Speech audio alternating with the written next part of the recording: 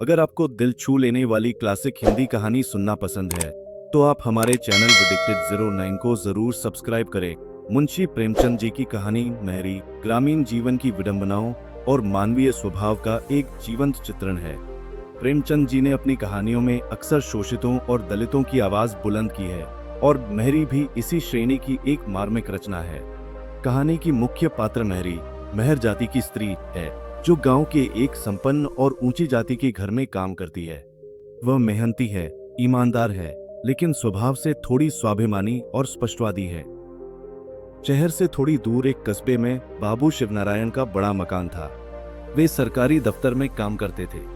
घर में उनकी पत्नी जानकी, एक बेटा मोहन और एक छोटी बेटी रमा थी। घर व्यवस्थित था, पर जानकी का स्वभाव कुछ कठोर था। उन्हें सफाई और अनुशासन का अत्यधिक शौक था। इसी घर में काम करने आती थी गोमती, जिसे सब महरी कहकर पुकारते थे। गोमती विधवा थी, उम्र लगभग 30 वर्ष, चेहरे पर समय की रेखाएं, पर आंखों में विनम्रता। वह सुबह अंधेरा रहते ही आ जाती, झाड़ू लगाती, बर्तन मांजती, पानी भरती और चुपचाप चली जाती। गोमती का अपना घर कस्बे के किनारे एक टूटी सी झोपड़ी थी।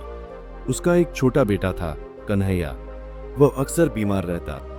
गोमती जो कमाती उसी से दवा, अनाज और कपड़े का इंतजाम करती। एक दिन कन्हैया को तेज बुखार हो गया। गोमती रात भर उसके सिर पर पानी की पट्टियां रखती रही। सुबह होने पर भी बुखार कम न हुआ, परंतु काम पर जाना जरूरी था। उसने बेटे से कहा, बेटा मैं जल्दी लौट आऊंगी। कन्हैया ने कमजोर आवाज में कहा, अम्मा जल्दी आना। उस दिन बाबू शिवनारायण के घर मेहमान आने वाले थे। जानकी बहुत व्यस्त थी। गोमती देर से पहुंची। जानकी का चेहरा तमतमा उठा। आज इतनी देर? काम करना है तो ठीक से करो। गोमती ने फोल्डेड हाथों से कहा, मालकिन बेटा बीमार था। जानकी ने बात काट दी, सब बहाने हैं। काम करते करते अचानक जानकी की सोने की अंगूठी गायब मिली। घर में हलचल मच गई।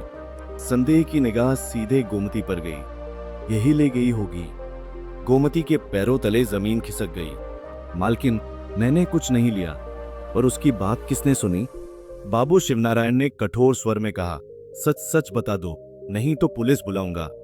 गोमती की आंखों से आंसू बह निकले। गोमती की तलाशी ली गई, कुछ नहीं मिला। फिर भी शक बना रहा। जानकी बोली, आज के बाद इस घर में मत आना। गोमती स्तब्ध खड़ी रही। वह सोचती रही, जिस घर को अपना समझा वहीं से अपमान मिला। वह चुपचाप चली गई। उस दिन उसकी झोपड़ी में चूल्हा न जला। कन्हैया बुखार में तपता रहा। गोमती के मन में पीड़ा थी, पर क्रोध नहीं। 2 दिन बाद रमा खेलते खेलते जानकी के संदूक के पीछे पहुंच गई। वहीं धूल में अंगूठी पड़ी मिली। जानकी का चेहरा उतर गया। उन्हें अपनी गलती का एहसास हुआ। बाबू शिवनारायण भी लज्जित हुए।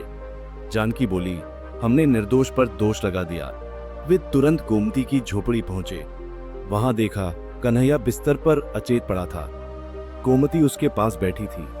जानकी की आंखें भर आईं। उन्होंने गोमती के हाथ पकड़ लिए। बहन, हमें माफ कर दो। गोमती ने धीरे से कहा, मालकिन गरीब की इज्जत ही उसका धन है।